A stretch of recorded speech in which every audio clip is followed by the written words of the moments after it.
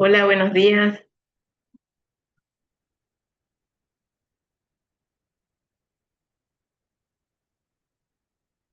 Hola, ¿me escuchan y se ve la presentación?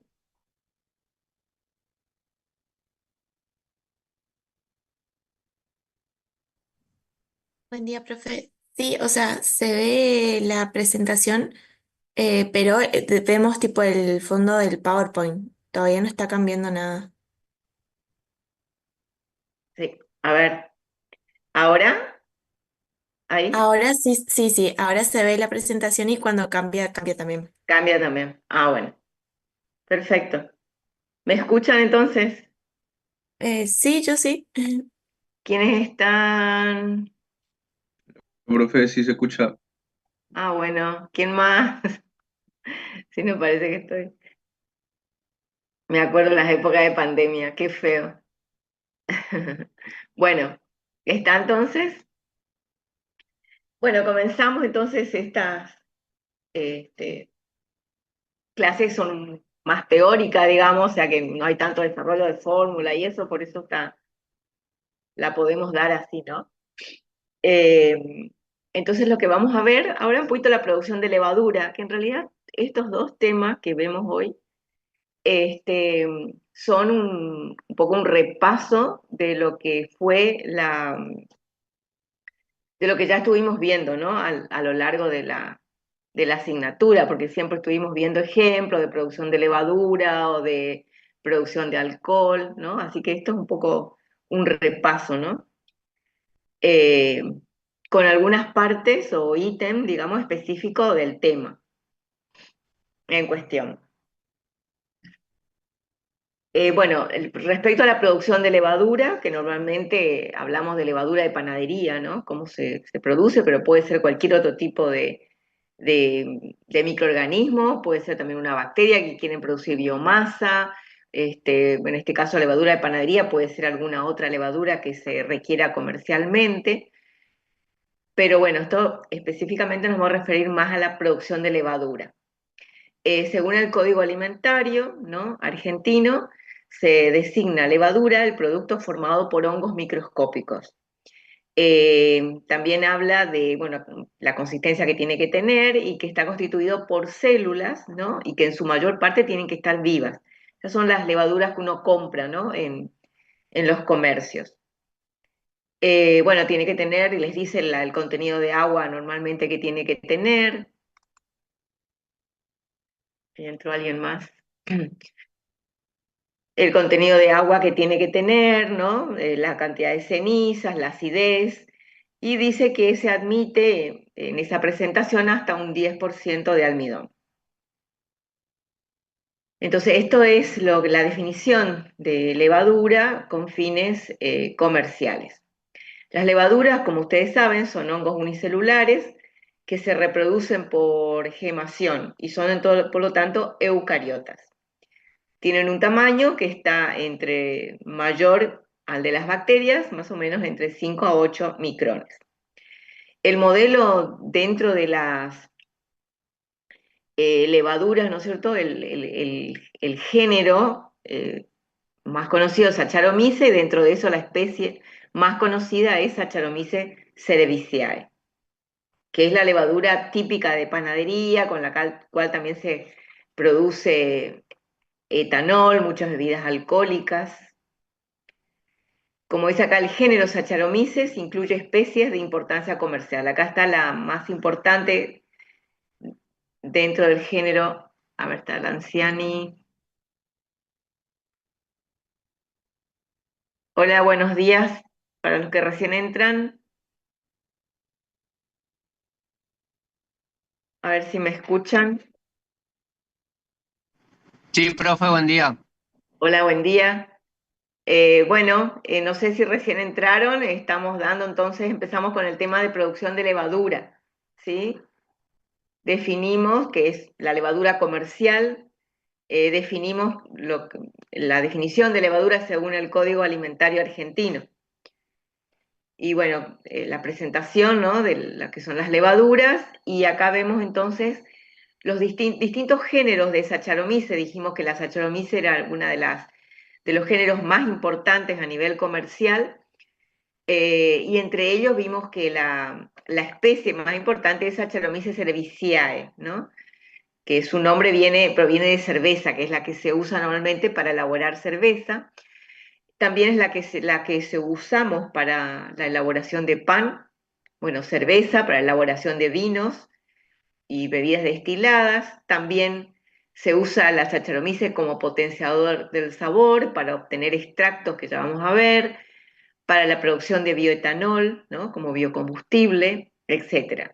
Después hay otras especies que por ahí también tienen cierta importancia industrial, como Saccharomyces uvarum, que se usa para elaborar cerveza, Saccharomyces sake, para elaborar el sake, ¿no? Que es una bebida alcohólica japonesa, Saccharomyces bayanus, se suele utilizar también para la elaboración de vinos espumantes, y después, además de Saccharomyces, hay otras especies que por ahí también tienen importancia industrial, como Cluiberomyces, Lactis o Fragilis, que estas son capaces de metabolizar lactosa, y por eso son utilizadas, por ejemplo, aprovechando, ¿no?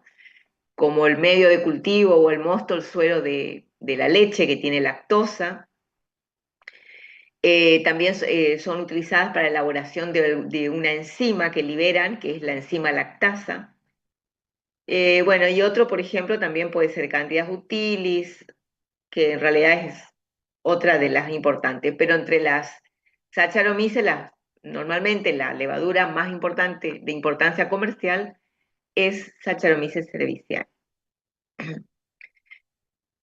Con respecto al metabolismo de esta levadura, en general de las Saccharomyces, tienen la característica que son anaerobias, pero facultativas. ¿Qué significa esto? O sea, que ellas adaptan su metabolismo y crecen tanto en presencia como en ausencia de oxígeno, ¿no? En presencia de oxígeno, acá tenemos a partir de una fuente de carbono y de energía, en presencia de oxígeno, oxidan esta fuente de carbono y energía, liberando CO2 y agua, la oxidan completamente, ¿no? Formando 38 moles de ATP, ¿no? Eso ya habíamos visto que eso entonces ya habíamos visto que en un proceso aerobio, ¿no? Se generaban 38 moles de ATP. Y después vemos que en ausencia de oxígeno ella adapta su metabolismo y no oxida totalmente la fuente de carbono y energía, sino que una parte se oxida liberando CO2 y otra parte, ¿no? Se libera como un producto reducido, que es el etanol. Que por supuesto todo esto son productos de desecho para la levadura, producto de su metabolismo o mejor dicho, producto de sus procesos catabólicos a través del cual generan ATP.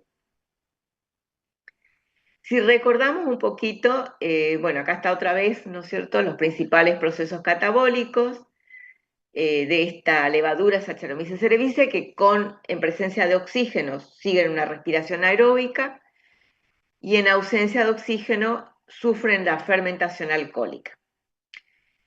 En presencia de oxígeno, entonces, siguen esta respiración aeróbica generando, como habíamos visto, 38 moles de ATP, o sea que el rendimiento energético es mucho más alto a través de una respiración aeróbica. Se genera mucho ATP y eso permite un gran crecimiento. Por eso cuando el objetivo es producir levadura, o sea, producir biomasa, se tiene que realizar en presencia de oxígeno. O sea que en el medio, en todo momento, tiene que estar aireado, tiene que haber suficiente cantidad de oxígeno. Si el objetivo es producir una fermentación alcohólica, entonces el crecimiento tiene que ser en ausencia de oxígeno para que pueda producir etanol. Pero en esas condiciones se sabe que libera etanol y forma solamente 2 moles de ATP, o sea que el crecimiento de la levadura es muy pobre. El rendimiento de biomasa en una fermentación alcohólica es muy poca, porque es muy poca la cantidad de energía que se puede obtener a través de este proceso. Entonces, si la idea o el objetivo es obtener levadura de panadería o levadura, ¿no es cierto?, o sea, como biomasa, producir biomasa, se tiene que efectuar en presencia de oxígeno. Si ustedes se acuerdan, a través de la respiración aeróbica, así un repasito general nomás, que la fuente de carbono y energía, sabemos que se va oxidando a través de distintas etapas que incluyen, primera etapa, ¿se acuerdan? Era la glucólisis, donde la glucosa formaba ácido pirúvico, y si tenemos oxígeno presente, o sea, la glucólisis era una etapa común a todos los procesos metabólicos. Una vez que se forma ácido pirúvico, aquí, si hay oxígeno, es decir, si estamos en presencia de oxígeno, la levadura sigue una respiración aeróbica y lo que hace es, de este ácido pirúvico, que es un compuesto de 3 carbonos, este ácido pirúvico sufre una descarboxilación formando acetil-CoA. El acetil-CoA, que es un compuesto de 2 carbonos, entra al ciclo de Krebs, donde aquí se termina de oxidar totalmente la glucosa. Durante todo este proceso de oxidación de la fuente de carbono y energía, se liberan electrones, ¿no?, que son transportados a través del NAD y el FAT y son liberados en cadena respiratoria, que era la última etapa, ¿se acuerdan? En cadena respiratoria, todos los electrones que provenían de la fuente de carbono y energía y que eran transportados por el NAD y el FAT son finalmente transferidos al oxígeno. El oxígeno entonces se reduce y se forma agua, siendo entonces el oxígeno el último aceptor de electrones de toda esta cadena respiratoria. Entonces, en este proceso de respiración aeróbica, o sea, en este proceso, entonces acá, durante la cadena respiratoria, se libera energía y se forma ATP, ¿no? En total, se forman 38 moles de ATP, o sea, ocurre una oxidación total de la glucosa que se oxida liberando CO2 y agua y se forman 38 moles de ATP. O sea, el objetivo nuestro, nosotros lo que vamos a ver en esta clase, en esta parte de la clase, vamos a ver la producción de levadura de panadería. Es decir, un proceso que se debe realizar en presencia de oxígeno, a través de la respiración aeróbica, que es las condiciones en las cuales se forma suficiente cantidad de biomasa. O sea, el rendimiento en biomasa es alto porque se forman muchos moles de ATP. ¿Se acuerdan que el rendimiento máximo teórico de biomasa lo habíamos determinado? Acá teníamos nuestra ecuación de crecimiento microbiano. Esto es a partir de un C-mol de glucosa. Y habíamos llegado, ¿se acuerdan?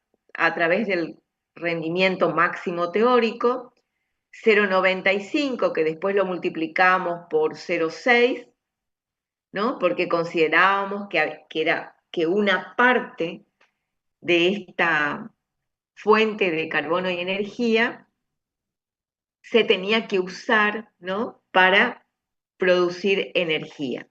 Nosotros acá habíamos dicho que toda la fuente de carbono se usaba solamente para producir biomasa, o sea que nada se utilizaba para formar energía. Y bueno, si no hay formación de energía, por supuesto que no hay crecimiento de la biomasa porque no hay formación de ATP.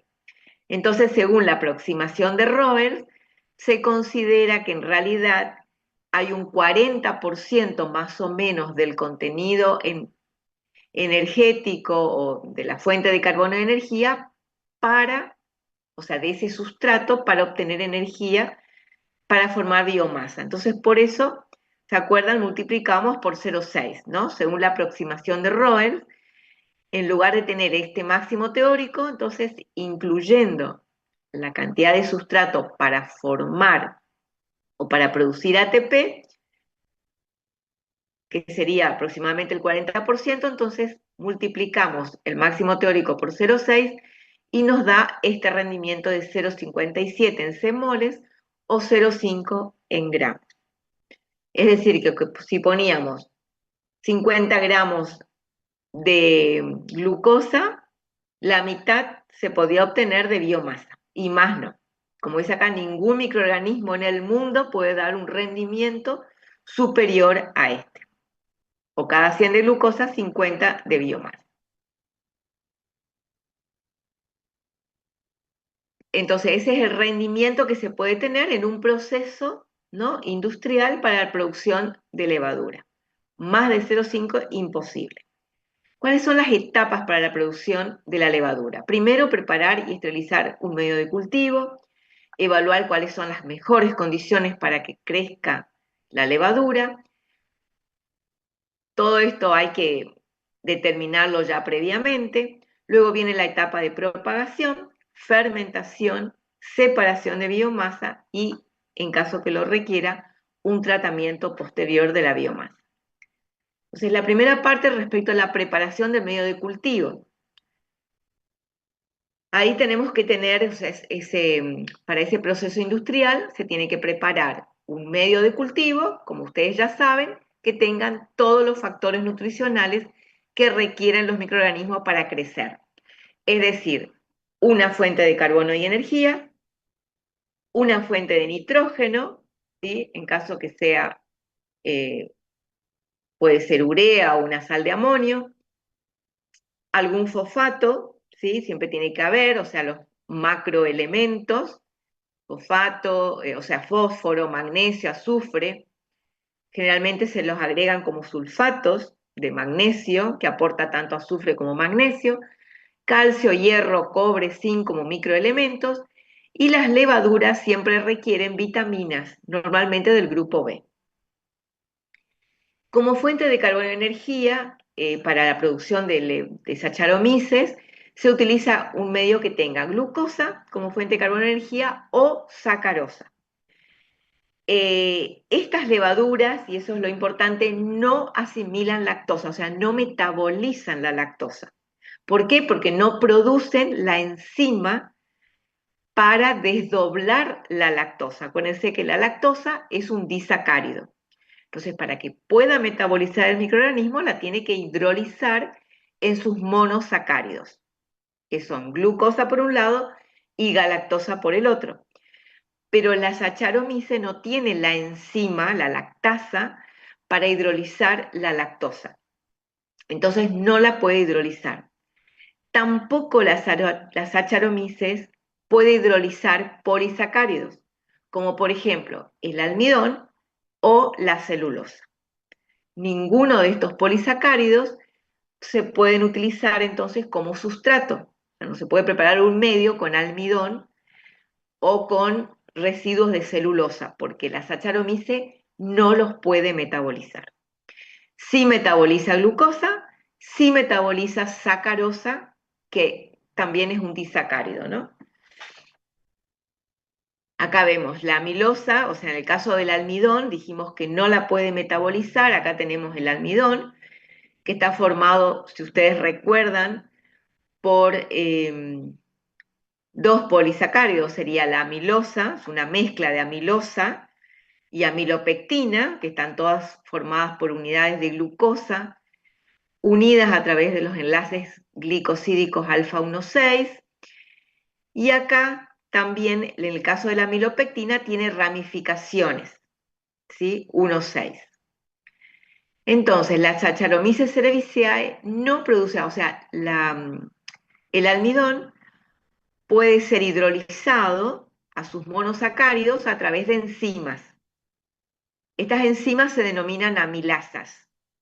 Las amilasas pueden hidrolizar el almidón en su monosacárido, o sea, liberando glucosa o maltosa. Pero la Saccharomyces cerevisiae no produce estas enzimas. Entonces, si preparamos un medio de cultivo con almidón, no lo puede metabolizar. Es decir, que no fermenta el almidón. ¿Por qué? Porque no es capaz de producir las enzimas necesarias para hidrolizarlo.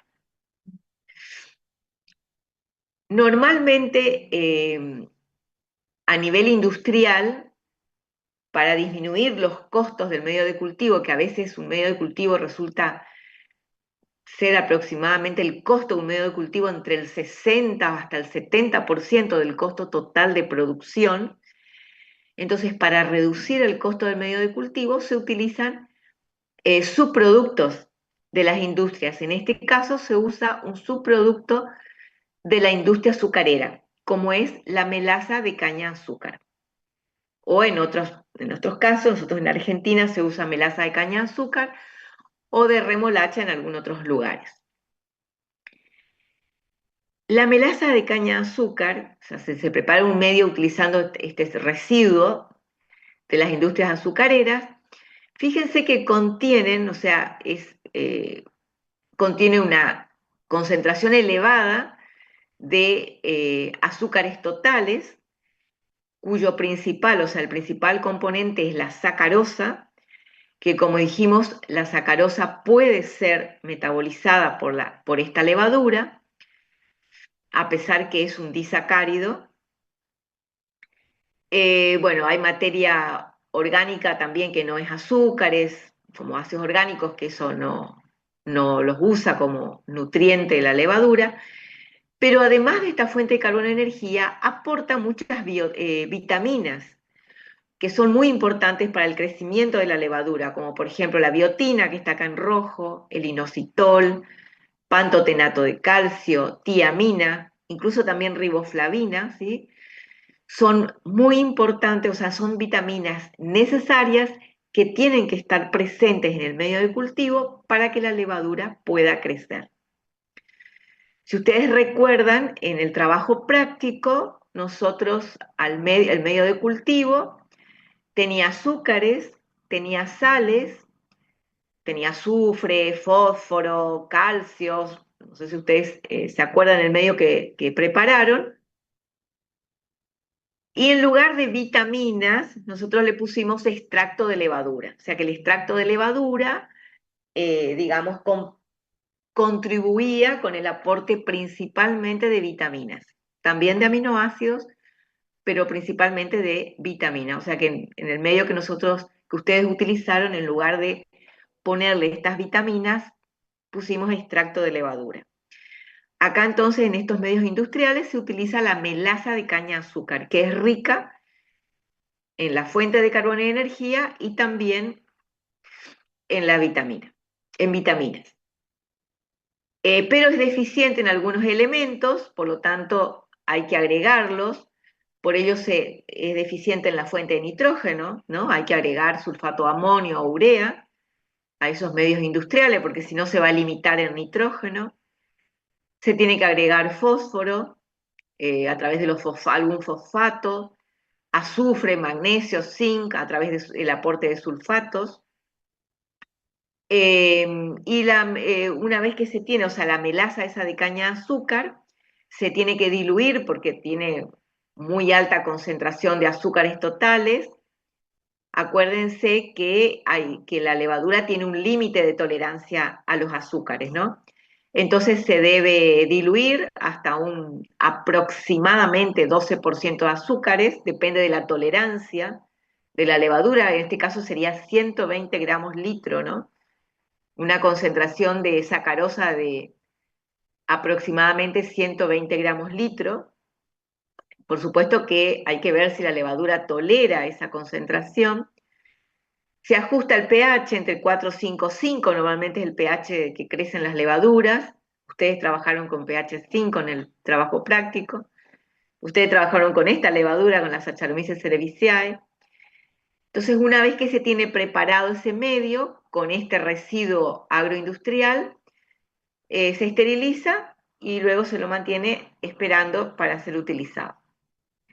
Como les dije yo, la fuente de carbono de energía que aporta ese medio de cultivo con la melaza es la sacarosa, que está formada por dos monosacáridos que la levadura lo puede hidrolizar o sea, la sacarosa la hidroliza a través de la enzima invertasa en glucosa y fructosa, y ambos azúcares entran al ciclo de la glicólisis, y la levadura los metaboliza, ¿no?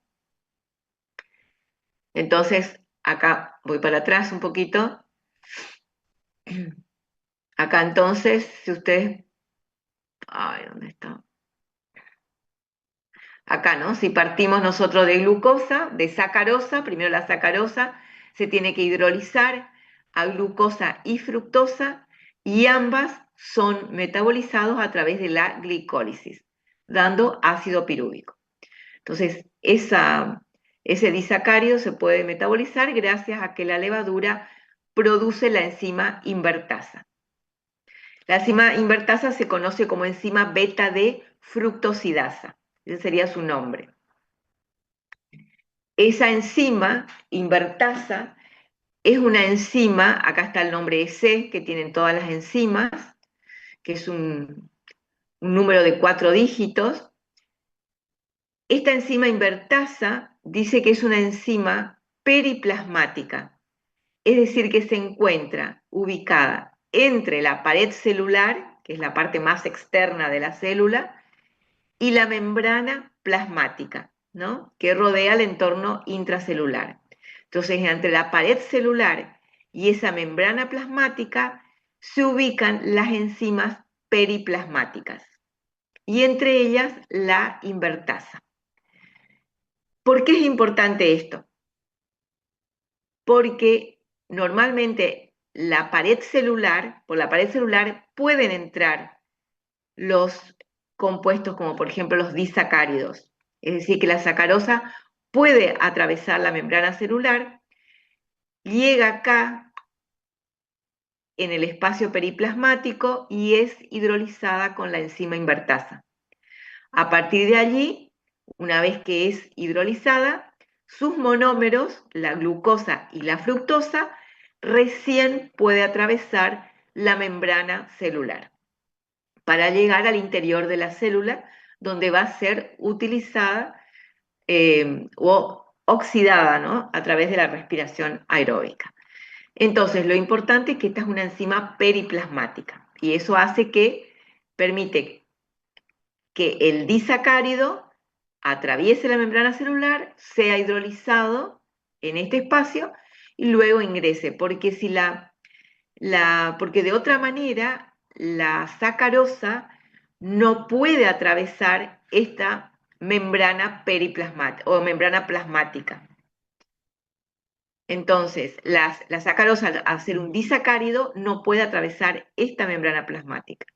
Sí, la membrana o la pared celular, mejor dicho, ¿no? Entonces, es por eso que la sacarosa atraviesa la pared celular, es hidrolizada y luego recién la glucosa y la fructosa atraviesan la membrana plasmática y pueden ser metabolizadas.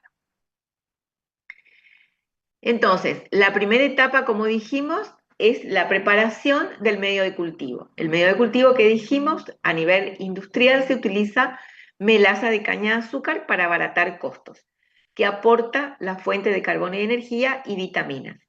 Entre ellas, la principal fuente de carbono y energía es la sacarosa, que como dijimos, la levadura la puede metabolizar, porque tiene la enzima invertasa.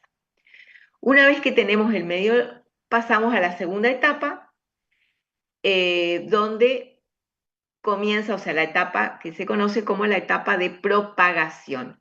Como su nombre lo indica, ahí ocurre la propagación de levadura.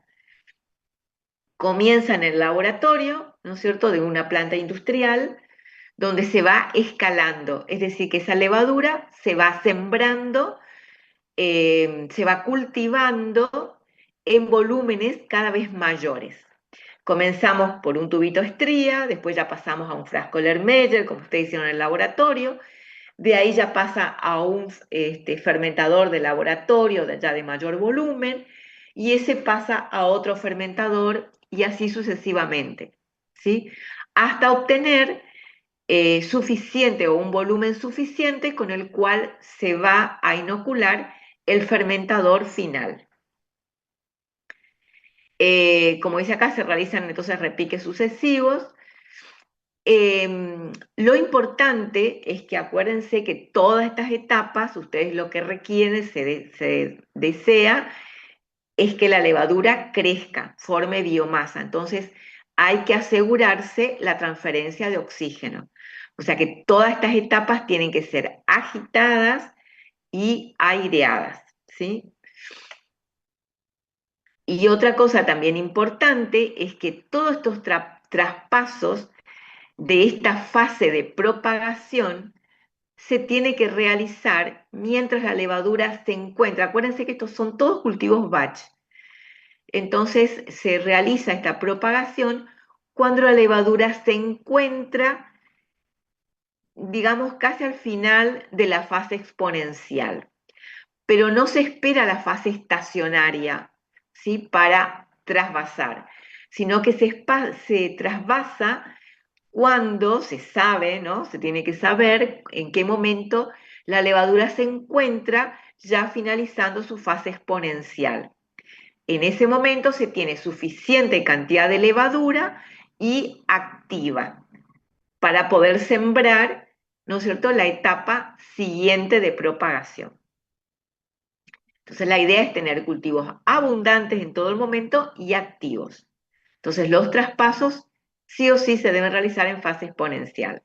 La relación de volúmenes entre un propagador y el siguiente más o menos es de 1 a 5 o incluso puede ser de 1 a 10.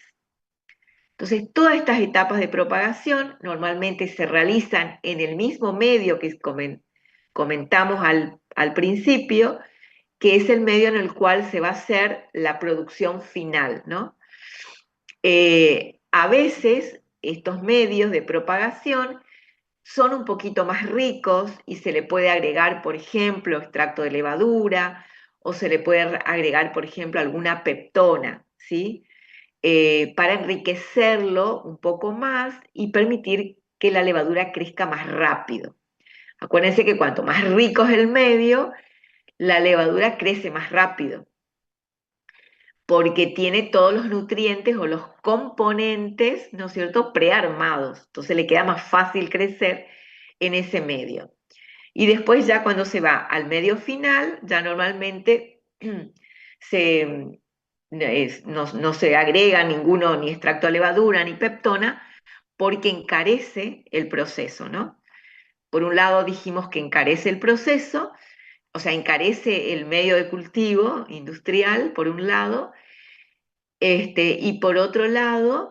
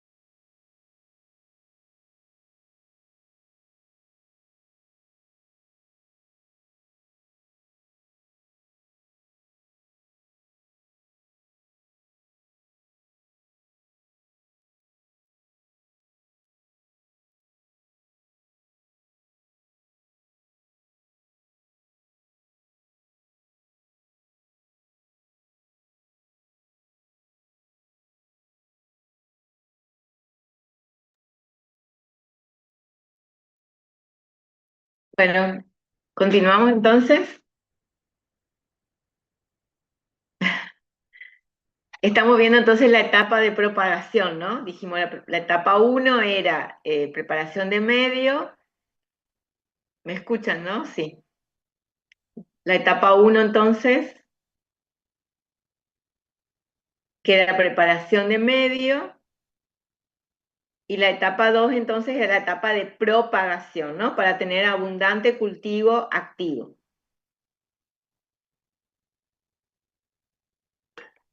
Habíamos dicho que esta etapa Entonces normalmente, o sea, las últimas etapas de la propagación normalmente se hacen en el mismo medio en el cual se va a sembrar, o sea, en el cual se va a realizar, mejor dicho, la fermentación final, ¿sí?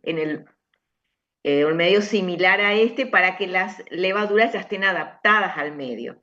Pero en realidad por ahí las primeras etapas de la propagación se suele hacer en un medio similar, pero por ahí con algunos componentes un poquito más ricos, ¿sí? Con el agregado, como les decía, extracto de levadura, peptona, que la levadura crece más rápido, ¿sí? Entonces, las primeras etapas de propagación por ahí normalmente se realizan en un medio más rico para que crezca más rápido y tengamos un abundante crecimiento, y las últimas etapas de propagación ya se realizan en el medio similar al medio final de fermentación.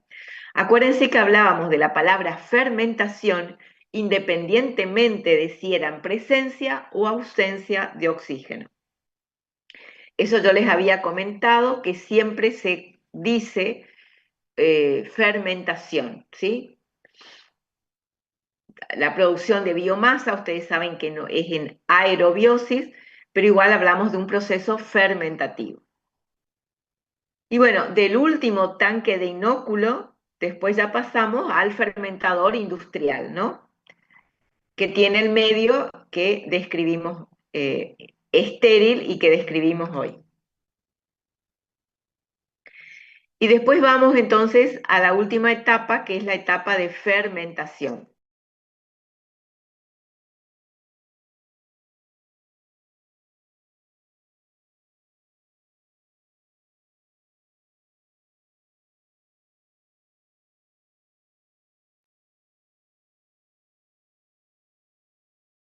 Entonces,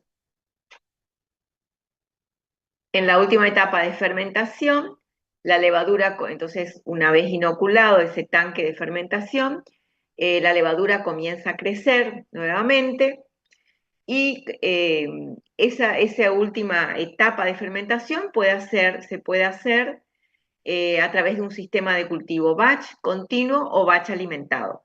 Siempre la propagación se realiza a través de cultivos batch, pero la última etapa se puede hacer a través de un cultivo batch continuo o batch alimentado. Cada uno tenía sus pros y sus contras, como ya habíamos visto a través de las distintas clases, ¿no? En el caso de Saccharomyces cerevisiae específicamente, dijimos que ella tiene un metabolismo netamente oxidativo, o sea, sufre una respiración aeróbica, cuando crece hasta un mu de 0,2 a 0,25 hora a la -1. Pero si llega a crecer a un valor de mu más alto, como ocurre, por ejemplo, a través de un cultivo batch, entonces se induce la fermentación alcohólica, dando lugar a un metabolismo mixto. ¿Se acuerdan que dijimos oxidativo fermentativo? Es decir, que cuando crecía a mayor velocidad específica de crecimiento, mayor a 0,25, comienza a producir etanol aún en presencia de oxígeno. Y entonces que ese efecto lo denominamos efecto Crabtree. Entonces cuando tenemos un mu menor al mu crítico, que es entre 0,2 a 0,25, la biomasa, el sustrato se usa solo para formar biomasa y CO2, por supuesto, ¿no? El CO2 es producto de el catabolismo de la fuente de carbono y energía que se oxida a CO2 para formar ATP. Y cuando crece a un mu mayor, crece a mayor velocidad específica, fíjense, además de biomasa y CO2, comienza a formar etanol. Es decir, que baja el rendimiento en biomasa, porque el sustrato que le damos lo está utilizando para formar un producto, como en este caso etanol, que en este momento no nos interesa, porque el objetivo es formar biomasa. Como dice acá, se considera que este efecto ocurre cuando la glicólisis, ¿no? La primera etapa, cuando se oxida la glucosa hasta ácido pirúvico, esa etapa se forma tan rápido que se comienza a acumular ácido pirúvico a muy rápida velocidad, a mayor velocidad de que el ciclo de Krebs y la cadena respiratoria lo puedan metabolizar. Entonces esa acumulación extra de ácido pirúvico hace que ese exceso de pirúvico se utilice para, o sea, por la otra vía, formando etanol. O sea, que eso ocurre cuando entonces la velocidad de crecimiento entonces es muy rápida, se comienza a acumular ácido pirúvico, se supone que se comienza a acumular ácido pirúvico a mayor velocidad de que lo pueda, el ciclo de Krebs, ¿sí? O cadena respiratoria, lo pueda metabolizar. Entonces, si vemos acá en un cultivo batch, fíjense, este es el gráfico del cultivo batch, acá tenemos, ¿no es cierto?, la biomasa que va creciendo, y fíjense cómo va formando etanol. Entonces, aún en condiciones aeróbicas, aún suministrando oxígeno al medio. Eso hace que haya un bajo rendimiento en biomasa, ¿no? Por la formación de este etanol. Entonces, si vamos a un cultivo continuo, también se acuerdan que ya habíamos visto también este gráfico, donde acá tenemos un cultivo continuo, podemos trabajar a distintos valores de D, pero fíjense cuando pasamos de un D crítico, ¿no? Acuérdense que D es igual a mu, entonces cuando pasamos de un mu de 0,25, fíjense cómo en este gráfico de cultivo continuo la concentración de biomasa comienza a bajar. ¿Por qué? Porque si vemos acá, se comienza a formar etanol. Entonces la biomasa baja porque se comienza a formar etanol, o sea, acá se comienza a producir el efecto Crabtree. Por eso, si la producción de biomasa se hace a través de cultivo continuo, se tiene que trabajar en esta zona. Acuérdense, no tan bajo tampoco porque empieza a pesar el mantenimiento y también baja el rendimiento. Esto según PERT. Entonces conviene trabajar en esta zona, ¿sí? Pero como les dije, este sistema de cultivo, si bien permite evitar el efecto Crabtree, o sea que en cultivo batch no hay forma de evitar el efecto Crabtree, porque la levadura siempre va a crecer a un mu máximo, es decir, a un mu superior a ese 0,25. En cultivo continuo se puede trabajar a un D, a un mu menor al crítico, pero, ¿no es cierto?, evitando el efecto Crabtree, como sería esta zona, pero, como les dije, el cultivo continuo tiene sus limitaciones, que es costoso, que si funciona mucho tiempo para que sea rentable, puede ocasionar mutaciones en la levadura y problemas de contaminación. Entonces, el sistema que se utiliza para producir levadura de panadería es el cultivo batch alimentado. Entonces, el cultivo de batch alimentado, el microorganismo siempre, acuérdense que está creciendo a un mu menor al mu máximo. ¿Se acuerdan cuando estudiamos, ¿no es cierto?, las ecuaciones de diseño? Siempre partíamos de un mu de consigna, que era menor al mu máximo. Entonces podemos poner un mu de consigna, ¿no?, que sea menor al 0,25 y de ahí entonces operar el cultivo batch alimentado. De esta manera se va agregando, ¿no?, el azúcar, el sustrato, a muy baja velocidad, lentamente y en baja concentración. Acuérdense que siempre dentro del reactor se tiene una muy baja concentración del sustrato limitante. Entonces, también de esta manera se evita el efecto inhibitorio del sustrato, como ocurre en el cultivo batch, ¿no? Acuérdense que en el cultivo batch preparábamos el medio con toda la concentración de sustrato limitante al principio, se pone todo el sustrato limitante al principio. Mientras que en el batch alimentado, ese sustrato limitante se va agregando de a poquito, ¿no? Igual que en el continuo. Entonces, siempre, nunca el microorganismo se encuentra con sustrato saturante y por lo tanto ese efecto inhibitorio del sustrato no existe en cultivo batch alimentado. Entonces se utiliza batch alimentado, se agrega melaza lentamente y se evita el efecto Crabtree.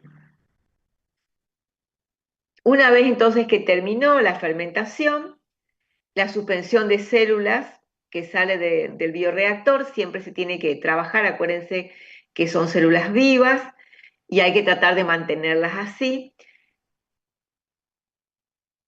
Entonces, las células se enfrían entre 0 y 4 grados, se centrifuga, se tiene una crema de levaduras que se lava, se filtra o se puede centrifugar nuevamente, y esa masa de levaduras contiene aproximadamente un 70% de humedad.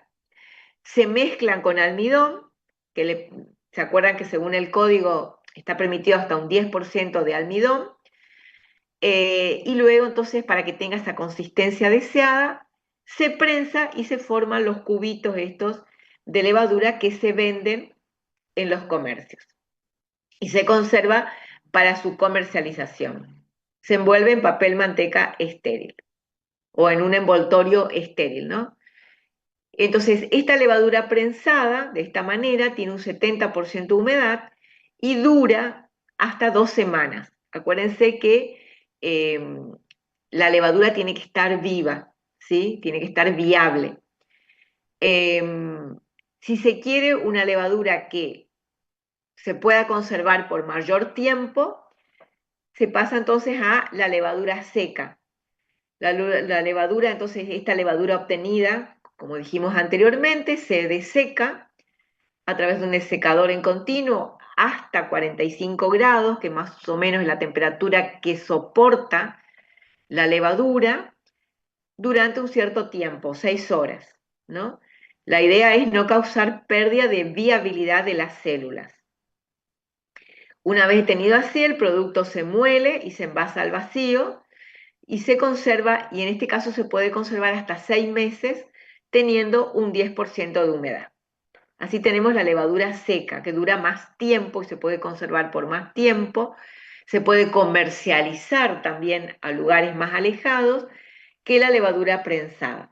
Y por último está la levadura instantánea, ¿no? Que acá yo les dejo para que ustedes lean, que le digan al que le interese, y tiene aproximadamente ya un 5% de humedad. Entonces su vida útil ya es mucho más larga y puede durar hasta 2 años.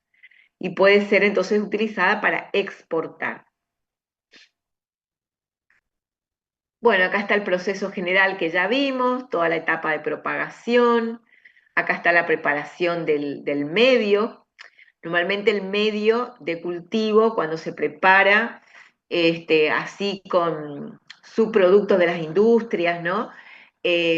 No se conoce más como medio de cultivo, sino que lo conocemos como mosto a nivel industrial. Entonces acá decimos que preparamos a partir de la melaza, preparamos el mosto, agregando los nutrientes que dijimos, ¿no? Algunas sales, eh, se esteriliza o se agrega un antiséptico y se lleva al tanque de fermentación. Acá tenemos la etapa de propagación, que dijimos que la primera parte se tiene que hacer con medios ricos en nutrientes, al que se le puede agregar extracto de levadura, peptona. Pueden ser también ya con caña de azúcar o no, y las etapas finales ya sí se tienen que realizar con el medio lo más similar posible al mosto, ¿no? De fermentación. Una vez terminado el proceso, siempre suministrando aire a todos, porque todo este proceso tiene que ser en aerobiosis. Como dijimos, el objetivo es producir biomasa, por supuesto a la temperatura y durante el tiempo establecido. Después, entonces, una vez que se terminó, se separa la crema de levaduras, que bueno, se deshidrata, se mezcla, se agrega almidón, etcétera, se empaqueta y se almacena. O sea, acá estaría el proceso general. Los usos de la levadura, bueno, se puede utilizar, ustedes ya saben, la levadura de panadería para elaborar pan. La elaboración de pan se hace principalmente con harina de trigo. La harina de trigo, a diferencia de las otras harinas, tiene proteínas, tiene azúcares, fibra, proteínas, sustancias grasas y almidón. Se le agrega la levadura y se le tiene que agregar enzimas. ¿Por qué se tiene que agregar enzimas a esta mezcla de levaduras, a esta mezcla, digamos, de harina, ¿no? O sea, tenemos la harina de trigo, fíjense que aporta casi todos los nutrientes. Nosotros tenemos, ese sería el medio de cultivo con el cual vamos a cultivar nuestra levadura cuando elaboramos pan. Ustedes hacen la mezcla de harina con agua, se le agrega la levadura y la levadura ahí tiene que crecer. Pero a nivel industrial, o sea, en las panaderías a veces se agrega enzimas, que son las enzimas amilasas principalmente. ¿Por qué le parece a ustedes que hay que agregar esas enzimas?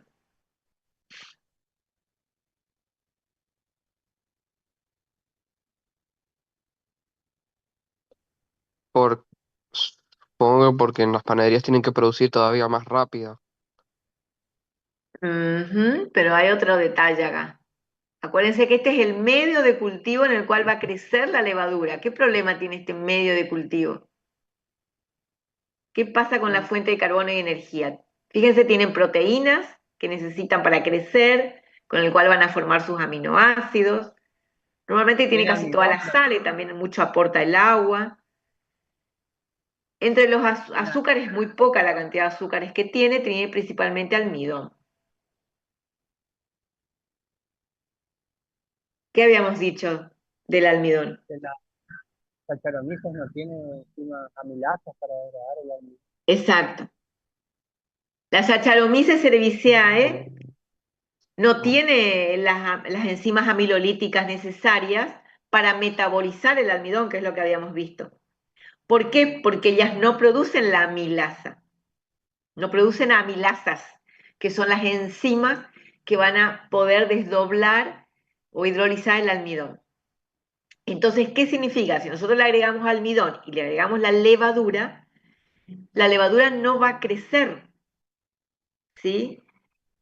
A menos que le agreguemos enzima. Normalmente la harina de trigo tiene una cierta cantidad de enzimas amilolíticas, ¿sí? Propias del grano de cereal, pero normalmente es poca, entonces se le tiene que agregar, a veces se le agrega más enzimas amilolíticas.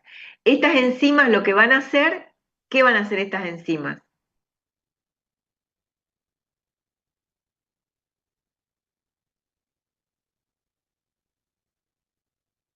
¿Qué van a Y hacer las ayudan, enzimas estas?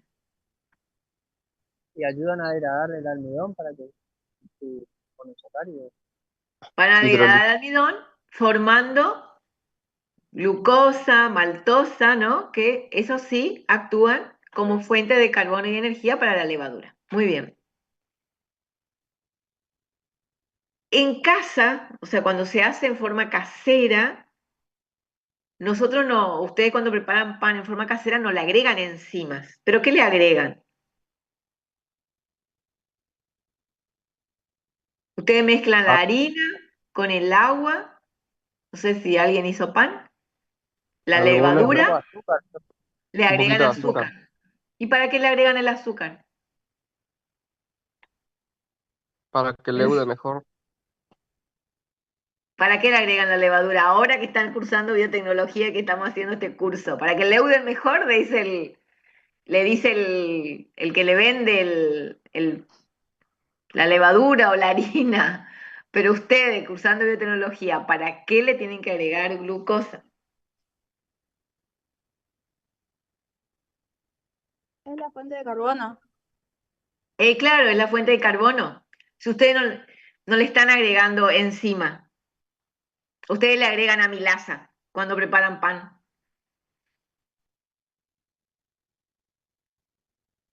¿Alguien tiene un frasquito de amilasa para preparar pan?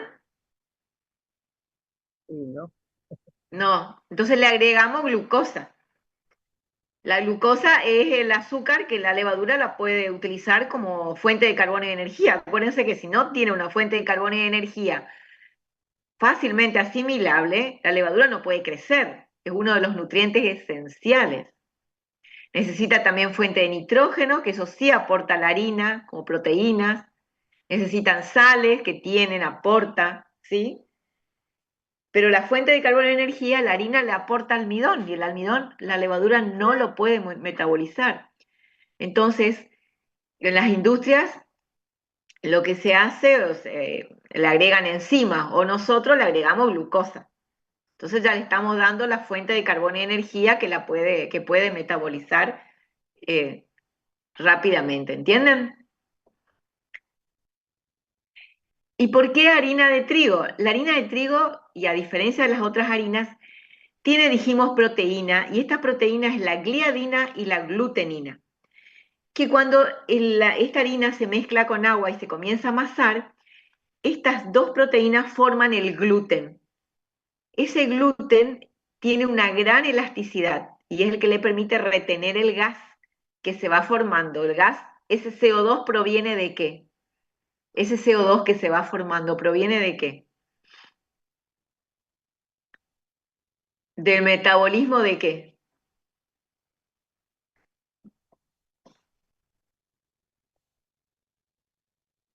Del metabolismo de la fuente de carbono y energía, ¿sí?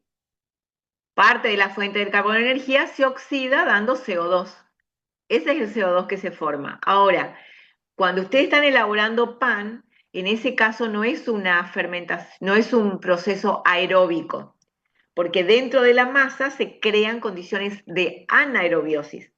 Por ahí crece un poquito la levadura, pero comienza a producir CO2 y ya se crean condiciones de anaerobiosis. Entonces, a lo que ocurre es un metabolismo fermentativo.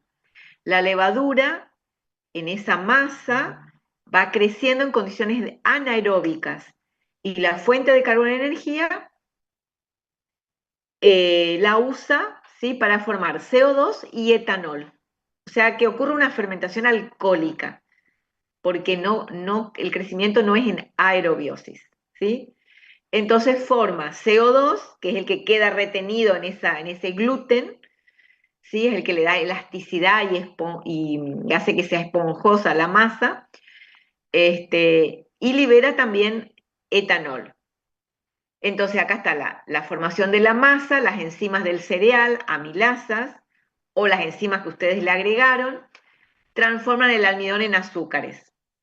La levadura fermenta estos azúcares, producto del almidón, formando CO2 y etanol. Y esto produce entonces, comienza a aumentar el volumen de la masa. Después, una vez que se tiene ya con suficiente volumen esa masa, se lleva a hornear, en el cual se produce la evaporación del etanol y parte del agua, las proteínas coagulan y además ocurre un efecto Maillard, ¿no? Que por eso queda como oscura la parte de arriba. Ahí ocurre una reacción química entre los grupos carbonilos de los azúcares y los grupos aminos de las proteínas. Ahí ocurre una reacción de Maillard y ese le da el color y el sabor, ¿no?, típico del pan. Como dice acá, el gluten luego del horneado es el responsable de la consistencia elástica y esponjosa de los panes y masas horneadas. ¿Está? Entonces, la levadura se usa para elaborar pan, pero acuérdense que durante la elaboración de pan ocurre una fermentación alcohólica. La levadura crece usando como fuente de carbono y energía azúcares que le agregamos o productos de la hidrólisis del almidón y genera CO2 y etanol. También esta levadura que se produce industrialmente también se utiliza a veces se utiliza para elaborar pan, también se comercializa para elaborar o producir extractos de levadura. Vieron que el extracto de levadura se utiliza, ¿se acuerdan de los medios de cultivo que agregamos ese extracto de levadura? Proviene de la autólisis de la propia levadura. También los calditos, ¿no?, tienen cierta cantidad de extracto de levadura. ¿Cómo se produce ese extracto de levadura?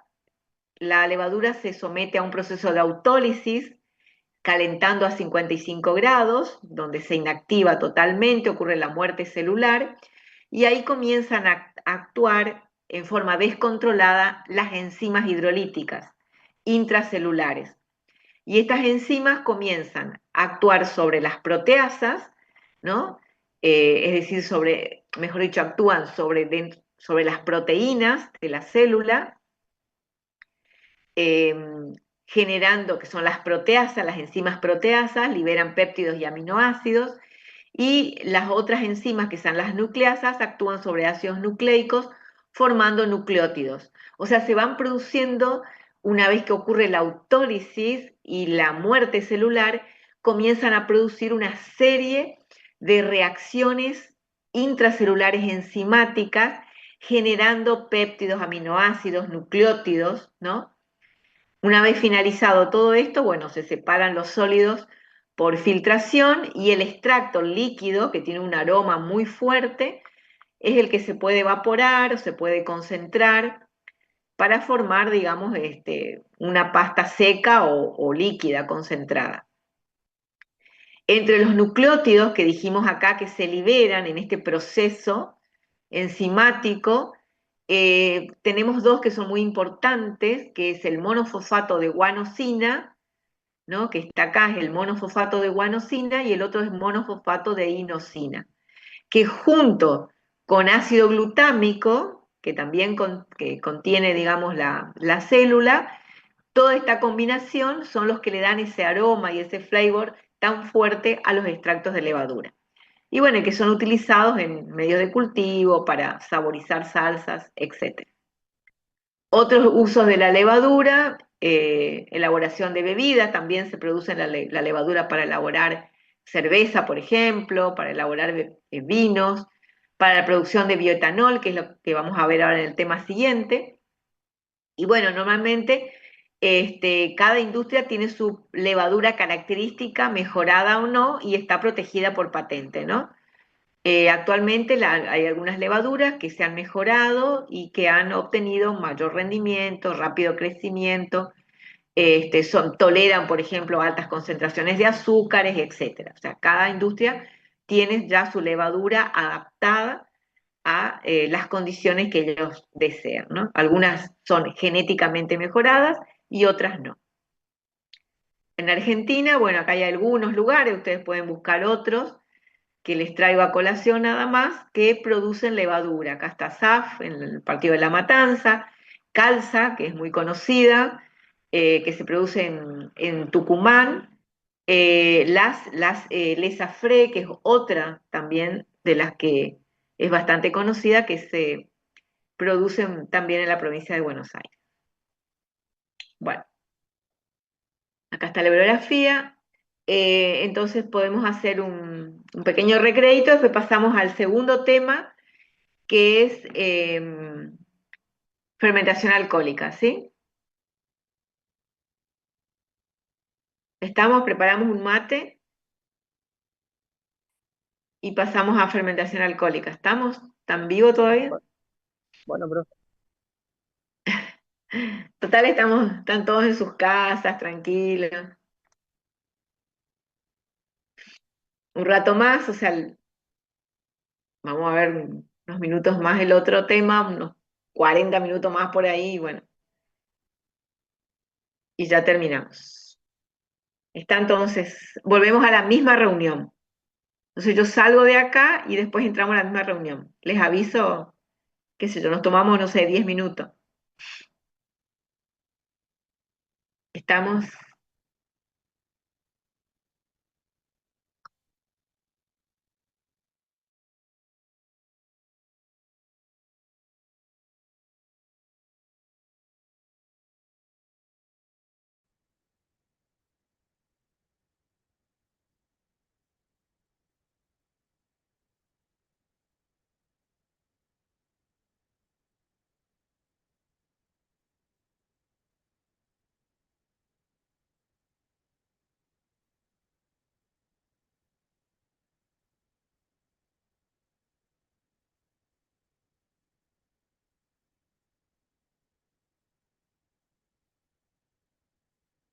espera un ratito que están ingresando todavía.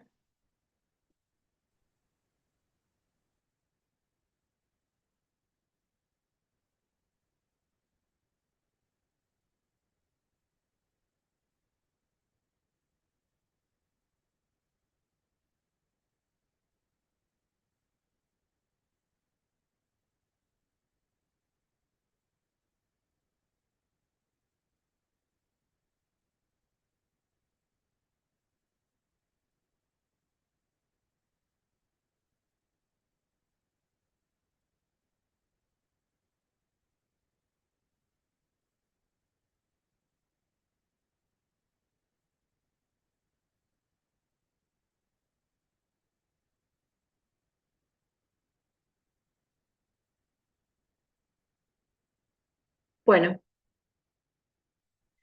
continuamos entonces.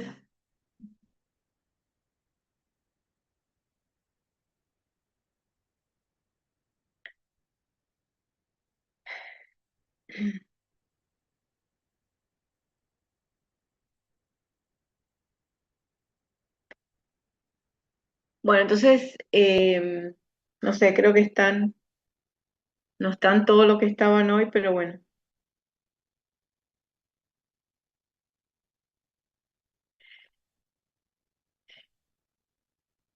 Entonces seguimos con fermentación alcohólica, ¿sí? Ahora sí, hoy vimos entonces la producción de levadura de panadería, que era un proceso, dijimos, aeróbico, ¿no es cierto?, en presencia de oxígeno, para obtener mucha biomasa. Ahora es, la idea, el objetivo es producir etanol, producir alcohol.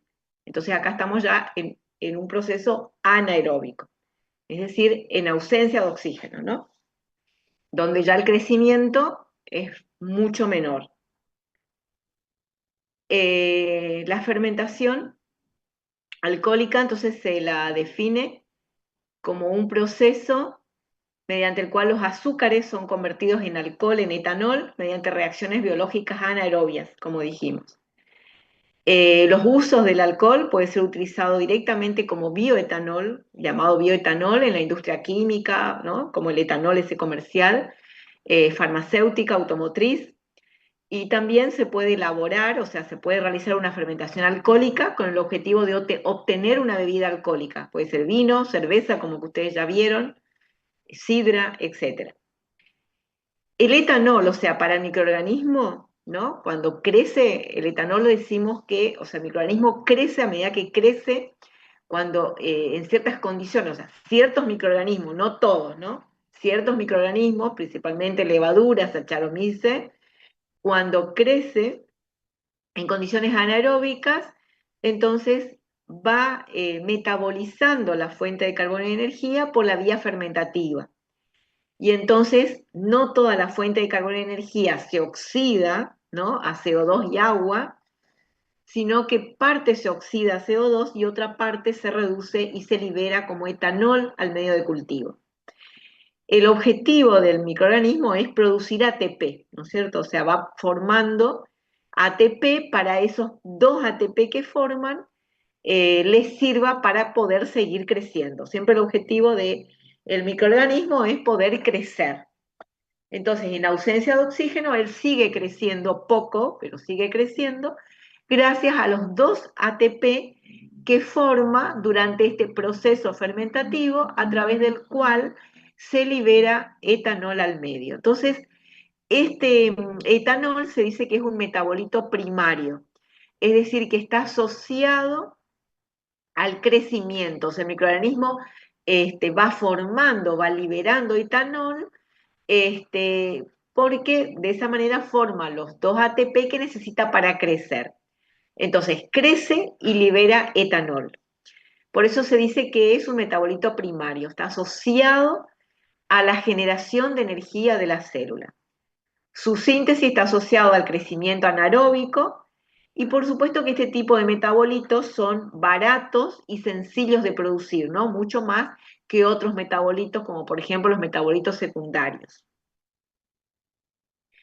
Entonces, en cuanto al metabolismo, dentro de los principales procesos catabólicos de las levaduras, principalmente las Saccharomyces, para obtener energía se encuentra, como dijimos, un proceso catabólico en presencia de oxígeno, que ocurre a través de la respiración aeróbica, en la cual forma 38 moles de ATP y produce mucha biomasa, que ese es el proceso que se sigue para producir biomasa, y el otro es el proceso catabólico en ausencia de oxígeno, cuando ciertos microorganismos, como la Saccharomyces, sigue una ruta fermentativa, una fermentación alcohólica, a través del cual genera 2 moles de ATP. Entonces, para obtener etanol, se sigue esta ruta en ausencia de oxígeno. Es decir, que a partir de un mol de glucosa o de cualquier otra fuente de carbono y energía, a través de la glucólisis se forma ácido pirúvico. Este es una etapa común a todos los procesos metabólicos, ya sea en presencia o en ausencia de oxígeno.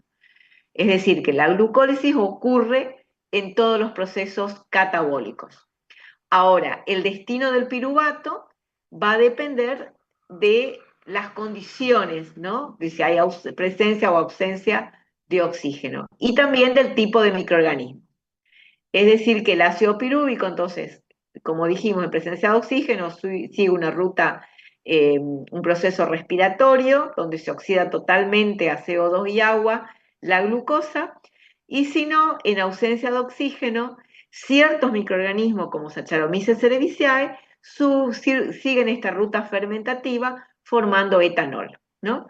Hay otros microorganismos, como las bacterias lácticas, que ellas normalmente crecen en ausencia de oxígeno, pero en lugar de formar a partir de ácido pirúvico etanol, en ausencia de oxígeno forman ácido láctico, ¿no? En este caso es exclusivo de las levaduras, principalmente Saccharomyces cerevisiae, que forman o que siguen esta fermentación alcohólica.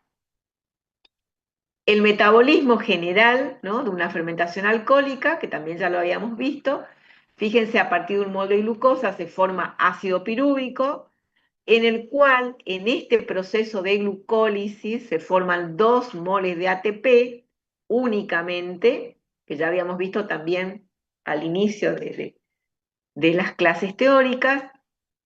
En este proceso de glucólisis se forman 2 moles de ácido pirúvico por cada mol de glucosa, y este ácido pirúvico se descarboxila liberando CO2, transformándose en acetaldehído, ¿no? Es decir, que a partir de una molécula de 3 carbonos pasamos a tener un aldehído, ¿no? Este es el grupo aldehído, una molécula de 2 carbonos. Cada una de estas moléculas de acetaldehído se reduce formando etanol. En este proceso de reducción, el que se oxida es el NADH. El NADH es generado en una de las etapas de la glucólisis, ¿no? El NAD se reduce, se transforma en NADH, que es el que actúa ahora oxidándose como agente oxidante, formando NAD oxidado. Este NAD oxidado es el que requiere la levadura para poder continuar con el proceso de glucólisis. Si no se reoxida de alguna manera el NADH, el proceso de glucólisis no puede continuar y no puede formar ni siquiera los 2 moles de ATP. ¿Sí? Entonces este es un proceso que realiza la levadura para formar, aunque sea 2 moles de ATP, y con eso poder seguir creciendo. Entonces, como dice, se regenera el NAD a partir de una molécula de glucosa. Entonces se forman 2 moléculas de etanol y 2 de CO2. Fíjense, por más molécula de glucosa se forman 2 de ácido pirúvico, por la cual se forman 2 de acetaldehído y 2 de etanol. Y 2 de ATP, que sería el rendimiento energético de esta etapa. Entonces, estos son los productos de la fermentación. El etanol es un metabolito primario, como se llama, porque se forma durante el crecimiento y la generación de energía de la célula, y el microorganismo, en lugar de retener ese compuesto dentro de la célula, lo excreta al medio. O sea que el etanol y el CO2, por eso siempre en la fermentación alcohólica también se libera CO2, ¿no?, producto de la descarboxilación del ácido pirúvico al acetaldehído. Entonces, el CO2 y el etanol son productos del metabolismo fermentativo. Y el etanol es un producto de desecho para la levadura. O sea, la levadura libera y lo excreta al medio. No lo utiliza al etanol. No lo vuelve a utilizar como fuente de carbono y energía, sino que ese metabolito se va acumulando en el medio. Y cuando supera cierta concentración, pasa a inhibir a la propia levadura. O sea que llega a ser tóxico pasando cierta concentración. Entonces, la respiración, generación de gran cantidad de biomasa, con formación de gran cantidad de ATP. En la respiración y en la fermentación se forman poca biomasa porque se libera etanol y se forman solamente 2 moles de ATP. Si vamos a nuestra ecuación de crecimiento microbiano para medir el rendimiento máximo teórico que ya habíamos visto de etanol a partir de 1 mol de glucosa, por ejemplo, en ausencia de oxígeno, ¿no? Esta es nuestra ecuación de crecimiento microbiano. Si consideramos ausencia de oxígeno, esto es 0, y consideramos que partimos de glucosa, entonces escribimos un C-mol de glucosa, nuestra ecuación de crecimiento microbiano, acá tenemos formación de biomasa y formación de etanol, ¿no? Este es el C-mol de etanol. Este es el ICO2, que corresponde a la fracción de la fuente de carbono y energía que se oxida para formar ATP.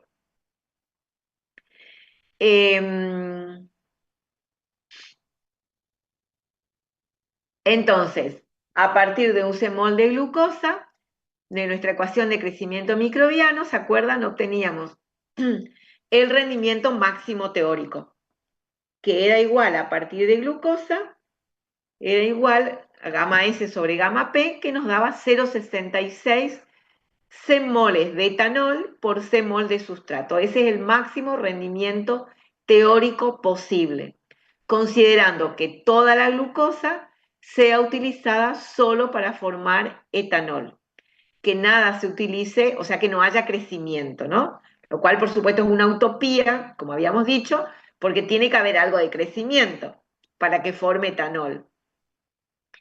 Entonces, por eso es un máximo teórico. Si pasamos a gramos, nos queda un rendimiento de 0,506 o 0,51 gramos de etanol por gramos de glucosa. Como dice acá, entonces podemos escribir nuestra ecuación de crecimiento microbiano considerando un C-mol de etanol que se use solo para formar etanol y CO2. Entonces, en este caso, el rendimiento, el IXS que se pone en la ecuación, es 0,66. Ese sería el coeficiente estequiométrico del etanol, ¿no? Expresado en C moles.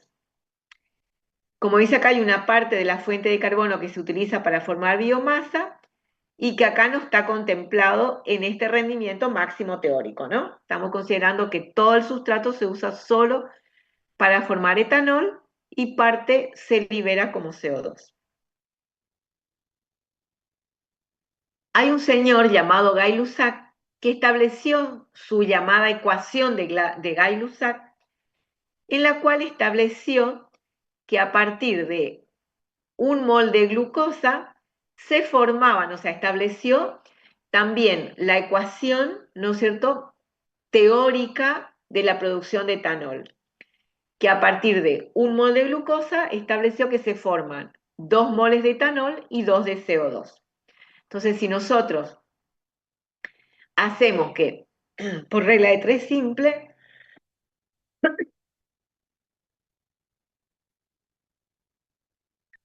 nos queda que por cada mol de glucosa se forman, ¿sí?, 0,51 gramos de etanol. Perdón, por cada gramo de glucosa se forma 51 gramos de etanol, ¿no? Que si multiplicamos por la densidad, o sea, del etanol, nos da 0,643 mililitros de etanol por gramos de glucosa. Entonces, el rendimiento de Gay-Lussac es de 0,51 gramos de etanol por gramos de sustrato, o expresado en mililitro. Y esto es equivalente al rendimiento máximo teórico que obtuvimos a través de la estequiometría, o sea, que coinciden los rendimientos determinados por la estequiometría y a través de Gay-Lussac. Bueno, acá está expresada la ecuación de Gay-Lussac, nada más que la expresamos en C moles.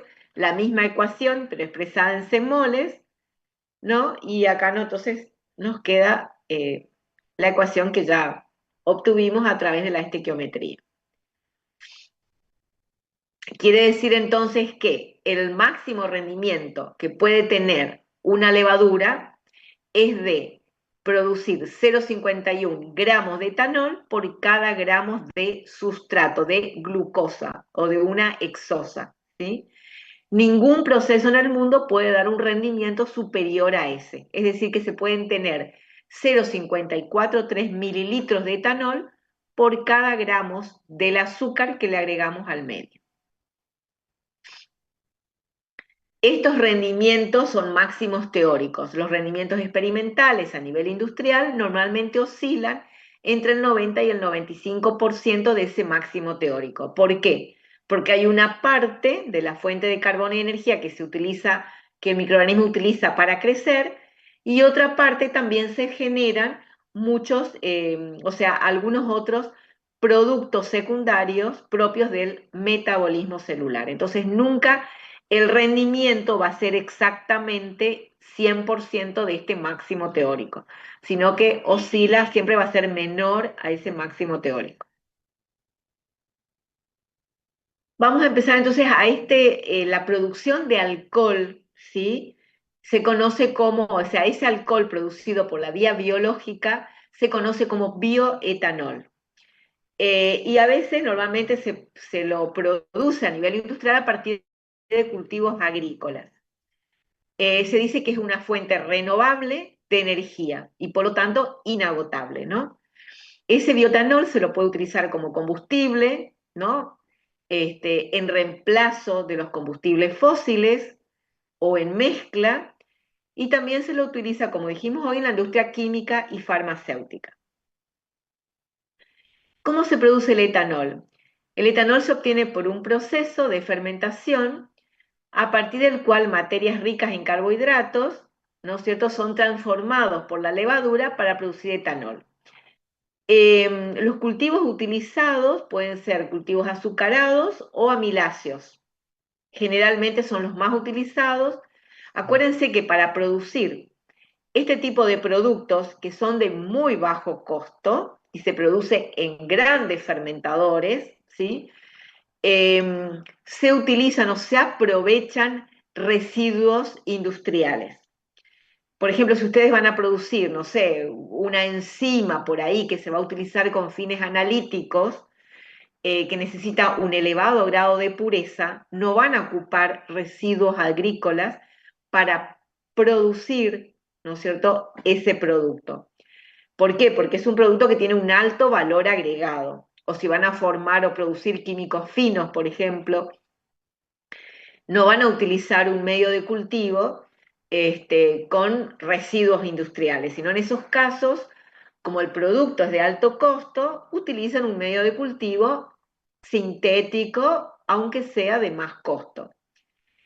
Pero para estos casos, ¿no?, se utilizan, sí, medios lo más económico posible, y por ello se utilizan residuos agroindustriales. Como dijimos hoy cuando hablamos de la producción de levadura, que se utilizaba melaza de caña de azúcar. Acá lo mismo, se pueden utilizar para producir etanol residuos provenientes de la caña de azúcar o amiláceos. Entonces, ¿cuáles son las etapas de producir etanol? Primero, la elección de microorganismo. ¿Con qué microorganismo se va a trabajar? ¿No? Generalmente, como les dije, es la levadura, Saccharomyces cerevisiae. Luego se realiza el crecimiento del microorganismo, que incluye la etapa de propagación que vimos hoy y la fermentación propiamente dicha, que sería el final, y luego la recuperación de ese producto, que se conoce como procesos aguas abajo. En el caso del etanol tenemos también primero seleccionar el microorganismo, preparar el mosto, el medio de cultivo, que eso va a depender de la materia prima que se use. Después viene la etapa de propagación, fermentación y recuperación. Con respecto a la selección de microorganismo, la cepa tiene que ser anaerobia facultativa, tiene que tener otra característica, que tiene que ser estable, o sea que no mutar durante el cultivo, el tiempo que dura el cultivo, tiene que poder tolerar altas concentraciones de azúcares, ¿sí? Por ejemplo, por supuesto que estos procesos de producción de bioetanol se realizan a través de cultivos batch principalmente, ya vamos a recordar otra vez por qué. Entonces, la levadura tiene que tolerar altas concentraciones de azúcar, ¿no? Para cuanto más azúcar tolere, más alcohol va a producir, por supuesto, y también tiene que tolerar elevada, o sea, concentración del propio etanol. Porque el propio etanol, acuérdense que es un producto de la levadura, pero que cuando supera cierta concentración pasa a ser tóxico para la levadura. Normalmente las levaduras toleran entre un 14 y un 16% de etanol. También cada industria, cada empresa tiene su propia levadura adaptada a crecer con elevadas concentraciones de azúcares y tolerar altas concentraciones de etanol.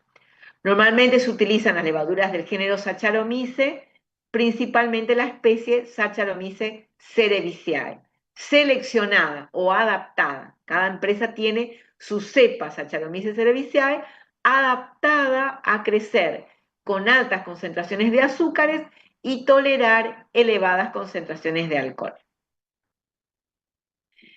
Bueno, la Saccharomyces cerevisiae, ya dijimos que en el medio de cultivo se puede tener un medio que tenga sacarosa, porque es un disacárido, pero ella produce la invertasa, capaz de hidrolizar la sacarosa en glucosa y fructosa, ¿no? Habíamos dicho que esta enzima, invertasa, es una enzima periplasmática que se encontraba entre la pared celular y la membrana celular. Entonces la sacarosa atravesaba la pared celular, que la pared celular puede ser atravesada por distintos tipos de compuestos, no es muy selectiva, ser hidrolizada a sus monosacáridos en el espacio periplasmático y luego una vez que se transformó en glucosa y fructosa, estos monosacáridos pueden atravesar la membrana plasmática para ser luego metabolizada por la levadura. Entonces podíamos utilizar en el medio un medio que tenga glucosa, que tenga fructosa, que tenga sacarosa, que sea transformada por la enzima invertasa en glucosa y fructosa, pero acuérdense que no se puede utilizar un medio, un mosto que tenga almidón como fuente de carbono y energía, ni tampoco celulosa. ¿Por qué? Porque la Saccharomyces cerevisiae, ¿no es cierto? La levadura esta no produce las enzimas, ni amilasas, ni celulasas, para hidrolizar el almidón ni la celulosa. Entonces, ¿cómo preparamos el mosto? ¿Se acuerdan que cuando tenemos un medio de cultivo para un proceso industrial, ya no llamamos medio de cultivo, sino llamamos mosto? Entonces, el mosto se puede preparar a partir de materias primas azucaradas, que es el más económico, por ejemplo, a partir de caña de azúcar, porque aportan directamente sacarosa, fructosa y glucosa, todos azúcares que la levadura puede metabolizar, o se pueden utilizar también materias primas amiláceas, pero que tienen que tener, en ese caso, un pretratamiento. Por ejemplo, se pueden utilizar cereales como maíz, trigo, arroz, ¿sí? Papa, mandioca, todos aquellos que aporten almidón al medio. Pero en estos casos, o también en el caso de si usamos, por ejemplo, materias primas celulósicas, también requieren en estos dos casos un pretratamiento. ¿Para qué? Para transformar el almidón en este caso, o la celulosa en este caso, en azúcares fermentecibles por la levadura. Si el medio de cultivo se prepara con materias primas azucaradas, por ejemplo, caña de azúcar, melaza de caña de azúcar, o materias primas amiláceas, ese biocombustible, ese bioetanol, se considera o se conoce como un combustible de primera generación. ¿Por qué? Porque se obtiene a partir de cultivos que son utilizados para el consumo humano. Entonces, como que ahí hay, ¿no es cierto?, un balance, entonces si se va a usar para la alimentación o para producir un combustible. Por eso este tipo de biocombustible o de bioetanol se conoce como bioetanol de primera generación. Si se usan materias primas celulósicas, por ejemplo, a partir de cualquier residuo de celulosa, ¿no?, que tenga como fuente de carbono y energía celulosa, se conoce como etanol de segunda generación. La idea es diseñar tecnologías de bajo costo que permitan producir bioetanol a partir de desechos o subproductos agrícolas. Entonces acá hay un esquemita, fíjense si partimos, por ejemplo, de maíz, trigo, cebada, que estos aportan almidón al medio de cultivo o al mosto.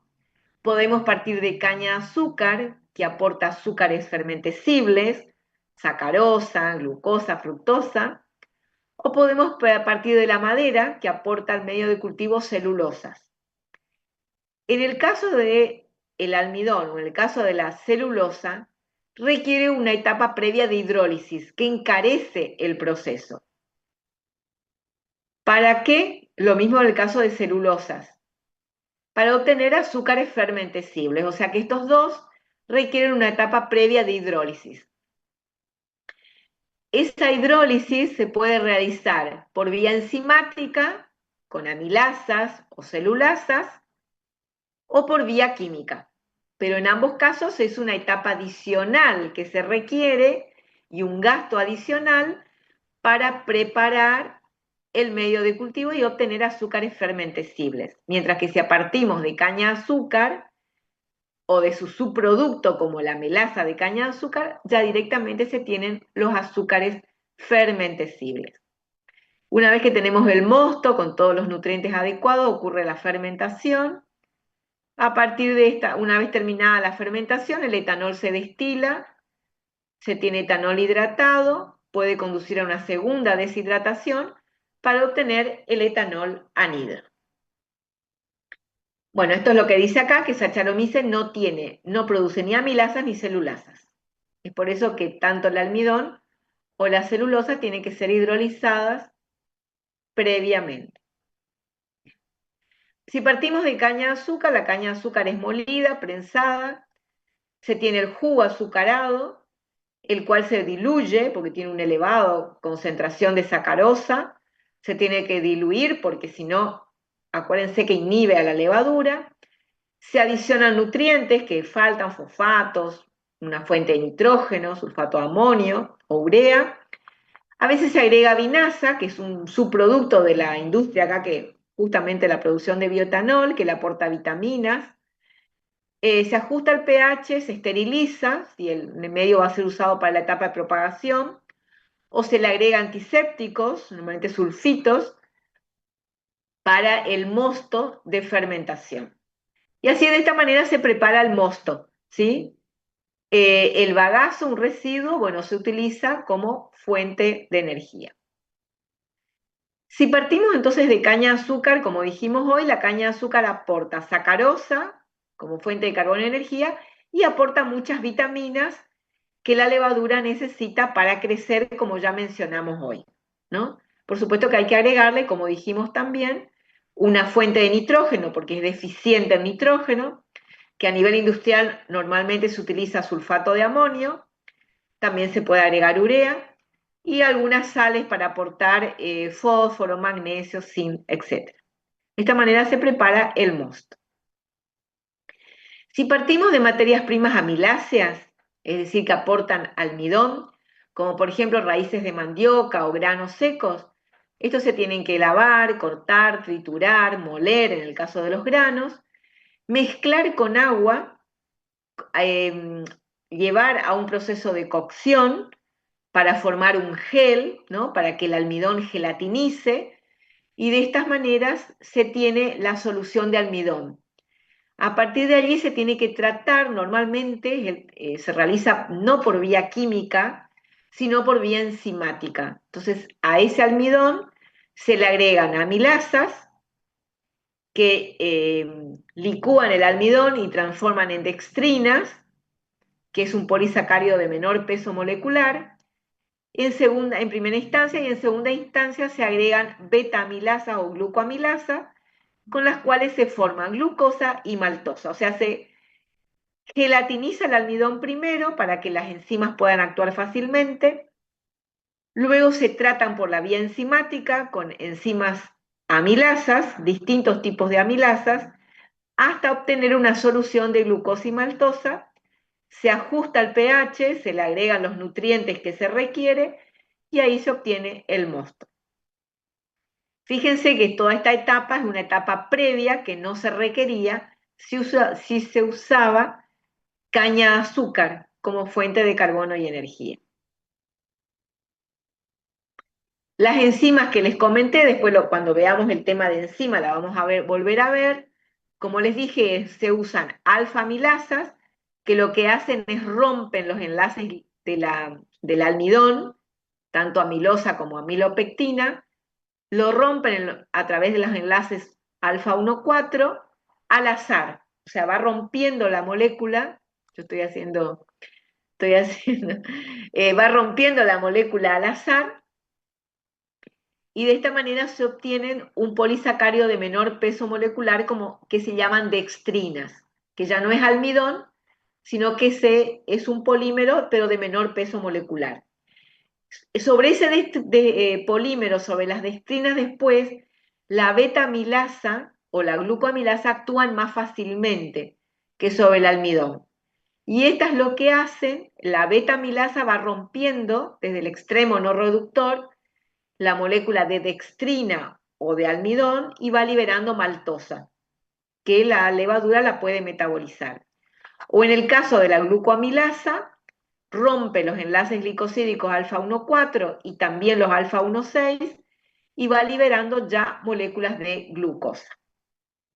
Entonces, de esta manera, estas enzimas lo que hacen es transformar el almidón en glucosa o maltosa, que son azúcares que la levadura puede metabolizar.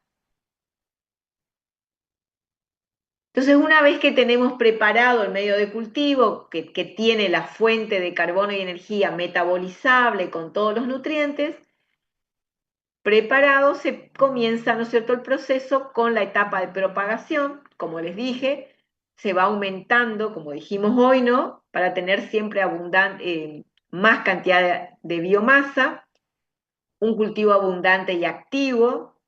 Acuérdense que toda esta etapa lo que se quiere es obtener mucha biomasa, entonces tiene que ser un proceso aeróbico. Todo el tiempo en esta etapa se tiene que suministrar oxígeno. La levadura se va pasando, se va transfiriendo en la fase exponencial, cuando está en fase exponencial, o sea, cuando está activa. Se parte entonces de un cultivo muy pequeñito y se va aumentando el volumen, ¿no?, como dijimos hoy, para tener en el último cultivo abundante levadura con la cual se va a inocular el fermentador industrial y se va a pasar a la etapa de fermentación. Esta etapa de fermentación, como dice acá, la levadura desde el prefermentador se envía al tanque de fermentación industrial. Ya en esta etapa no se aplica aire. Acá ya es una etapa donde se realiza a veces en tanques que pueden ser agitados pero muy suavemente, solamente para mantener la levadura suspendida.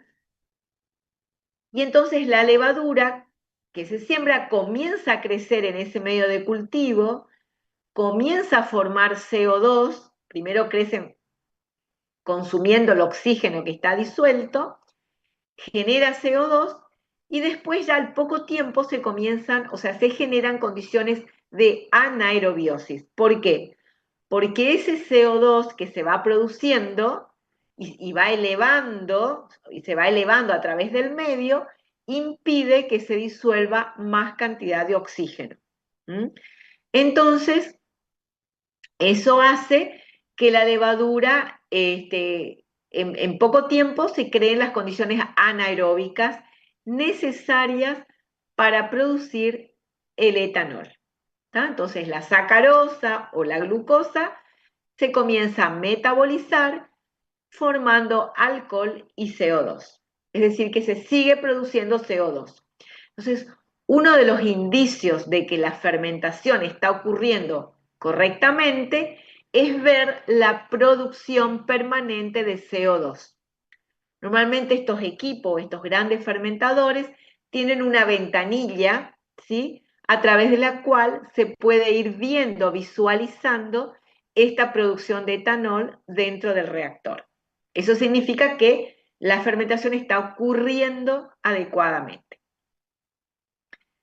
Por supuesto que la levadura se multiplica, pero muy poquito, el rendimiento es muy bajo, ¿no? Porque estamos en condiciones anaeróbicas. Acuérdense que la levadura crece, poco pero crece, y al mismo tiempo va formando el alcohol, porque el alcohol dijimos que es un metabolito primario. La fermentación se da por finalizada cuando se acaba el azúcar, ¿no? O sea, el azúcar se acaba y se da por finalizada la fermentación.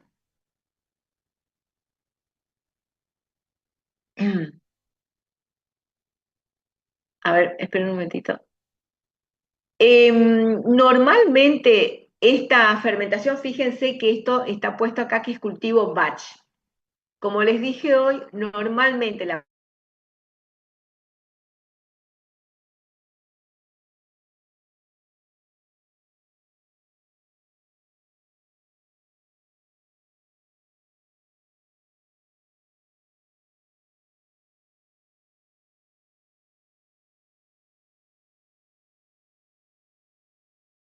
tema anterior, así que están muy ligados los dos temas, ¿no?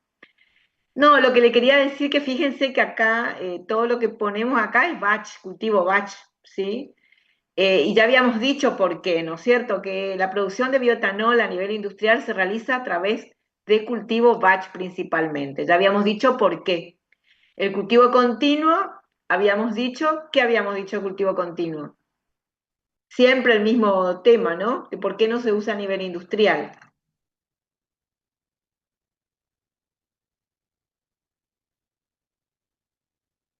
Era poco económico, podía contaminarse o Exacto, producir mutaciones.